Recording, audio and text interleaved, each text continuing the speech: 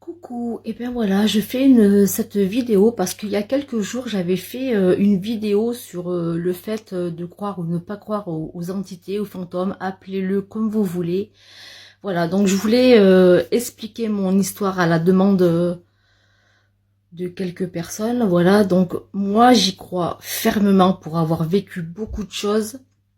Donc je vais vous raconter mon histoire. Voilà, en 2001. Je tombe enceinte de ma deuxième fille et j'habitais dans un appartement un peu trop petit pour accueillir un deuxième bébé. Donc du coup, ben voilà, on prend la décision de déménager. On trouve une super maison en location.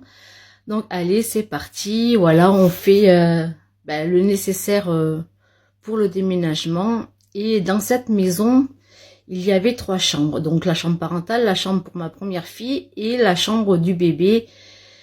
Et dans cette chambre, je ne pouvais pas rentrer. Voilà, c'était quelque chose de terrible, une espèce d'oppression. Je me sentais observée dans cette chambre.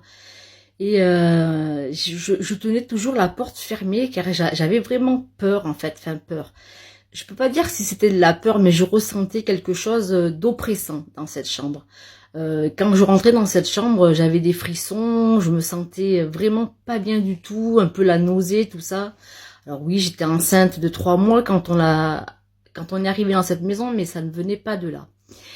Et dans cette maison, j'avais vu un homme dans l'escalier. J'étais avec mon mari et on était en train de bricoler parce qu'il y avait des petites choses à finir. Et donc, je vois cette personne dans l'escalier, je lui dis bonjour. Et mon mari de l'époque me dit, mais tu dis bonjour à qui? Il y a personne. Je fais, bah si, il y a un monsieur dans l'escalier. Il me fait, mais non, c'est pas possible. Il y a personne. Bon, voilà, après on a habité dans cette maison. Et j'avais toujours la sensation qu'on me touchait l'épaule, qu'on me donnait des petits coups pour me dire, oh, je suis là. Et c'était assez impressionnant. Voilà. Moi, je suis assez sensible à ce genre de choses. Et du coup, ben, la vie a continué. Ma grossesse s'est avancée.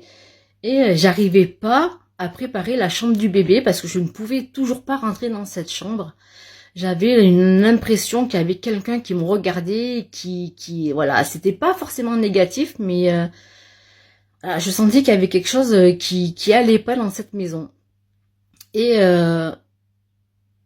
Et donc, bah, du coup, à 8 mois de grossesse, j'avais toujours pas préparé la chambre du bébé. Tout le monde se disait, mais qu'est-ce que t'attends et tout, c'est pas au dernier moment qu'il faut que tu le fasses.